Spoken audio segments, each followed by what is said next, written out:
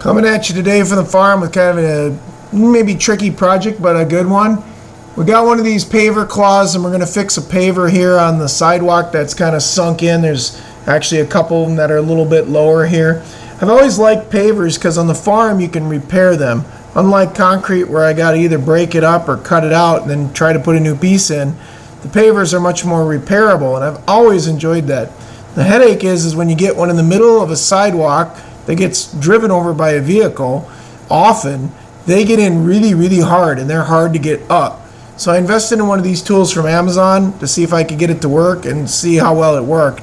I'll put it in the link below if you want to try it. It's not a perfect tool. I'm going to give you my pure honest opinion on it, but what I did here is I watered this down so it'd be a little bit softer, let it sit with the water on it overnight. It's soaked in, and now I'm just clearing it out here. Paige and I are taking the tool, which comes with kind of two stainless steel thin plates with little fingers on the bottom, and we're banging them in the sides. You bang them in the sides, and then you can either put these key rings in them and a piece of wood or a bar between them, or you can just pull on them directly. And this is where it gets a little chintzy. I'm not trying to pick on it. The stainless steel little claws are actually pretty good. They're tougher than you think. I thought they'd break the first time I pounded them in, and I'd be sending it back to Amazon saying it's a piece of junk. But they did actually hold up. The little bar they give you, though, it isn't really long enough. It needs to be like 6 to 8 inches longer because it keeps slipping out of the stainless steel. And then there's the rings. You can pull on them, but they're just like great big keychain rings. They don't basically have enough strength to take your force to pull the brick up. I'm not trying to short the product any. The design is cool. You do need something very thin, very strong to get between these pavers to pick them up. And that's where, again, the stick being longer than their little rod does work. But their key rings are a little cheesy, and they do start to bend.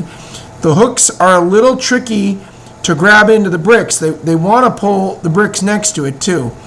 So we struggled a little bit on getting the first one up, but that's always the problem, right? If you get the first one up, these things all repair perfectly fine.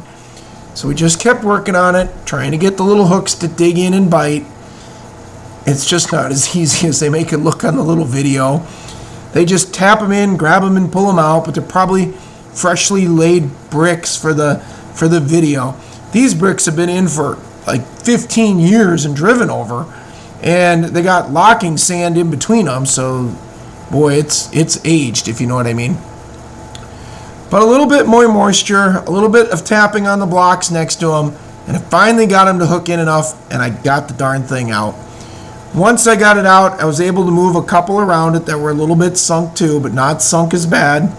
I was able to bring in the sand that I wanted to, and then start the repair process. I chose not to disturb the dirt that's already here. I just took the hammer and a piece of wood and pounded the crap out of it more, and just try to drive it in downward more so that when I fill it, I've got as much as I could. Now, I know some people would take out all these pavers and go to the store and rent a packer or tamper or a jumping jack legger and get in here and really beat the crap out of it. But I figure if I just beat it down, don't take any material out, and add sand back into it is my best bet. And I've learned over time to use the fine sand that really just locks in good versus like a playground sand. And it's worked well for me. So here I'm just kind of testing the height and seeing where it's got to go, trying to get it so it's maybe a hair higher, but only a hair. And I'm tapping it with a dead blow hammer and trying to kind of get it in place. Paige is bringing in the material, and we're leveling it up to where it needs to be so we can make it right. I plan on this being maybe just a tad high, if anything. That way, if it tries to settle, we'll have it, perfect if we can do it that way. Anything's better than what I had, because again, like I said, it was literally, making it hard to deal with the water. And I'm sure in winter when I take a shovel over the top, I wouldn't even be able to shovel it well.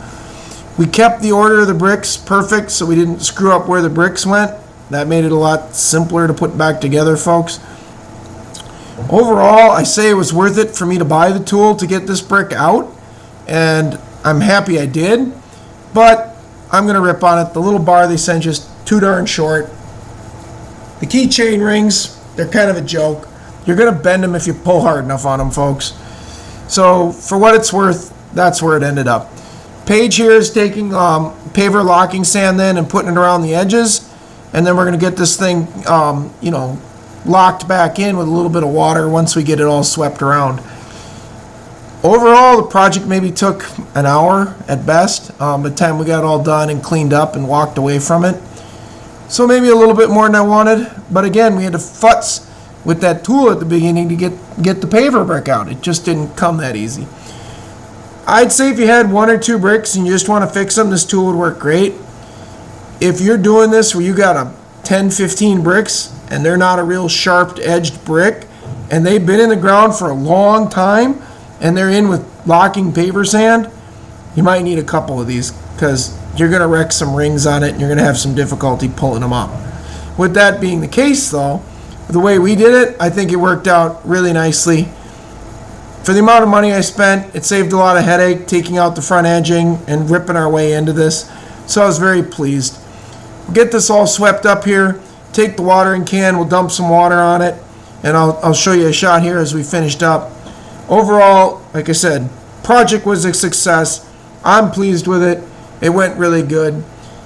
The tool's a little cheesy, but the principle behind it is great. I just wish they gave you a little longer rod and a little better rings for it.